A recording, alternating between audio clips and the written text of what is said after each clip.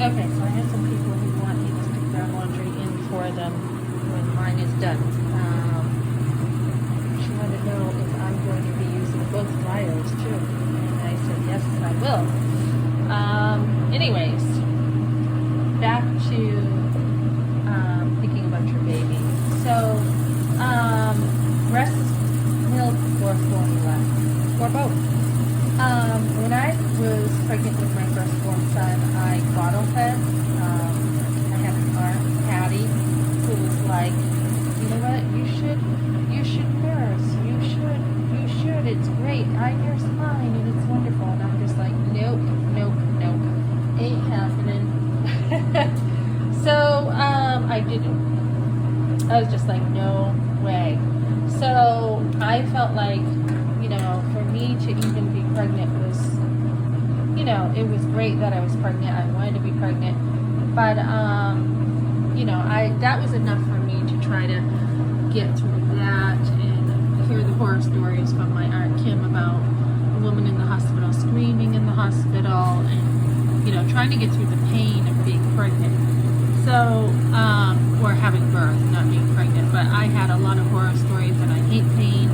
So I had the works in the hospital. I had Pitocin, I had an epidural, I had the machine to tell me when to do, when to push. And I was kind of like a big baby. But yet, at the same time, it is good that, in a way that I had all the help because it was my first. But yet, I do regret the Pitocin. Because I went into the doctor's office and I was just like, he's not really moving much.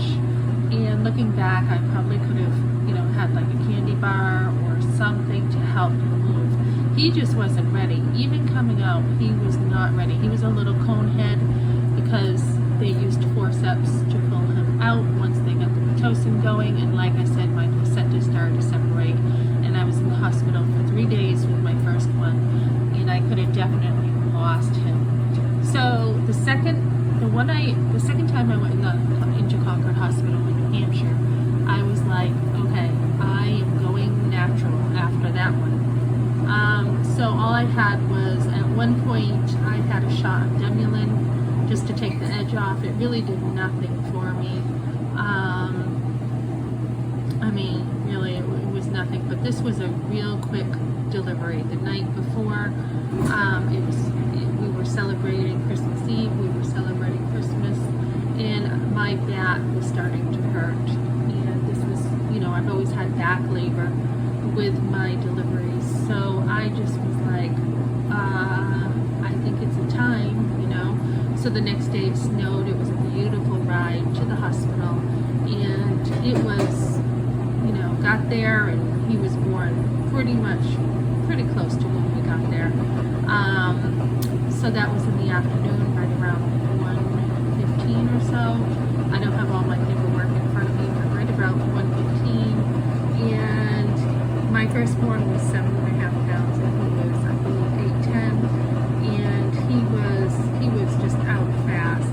And I did nurse him, and I am so glad I did, because what happened was he ended up having his shoulder wasn't, he was crying a lot because his shoulder hadn't formed completely, they said. And they just needed like the collarbone to mature a little bit more. So I had to hold him a lot. So I did nurse him. And I already had classes about nursing by this point, with another, like the first time we had a Lamaze class. So by this time I had read about nursing and I was ready. And I'm so glad I did, because I was able to bond with him even more. And I think that's really important for mothers to nurse if you can, because you're going to feel more of a bond when your baby looks you in the eyes and you are nursing. It's one of the most beautiful things. I was very private. I didn't nurse in public. It wasn't something that I felt that I needed everybody to see. But it was something that, I did in private when I nursed him, or if somebody came over, I would nurse with a blanket over me. And that was just one of the best times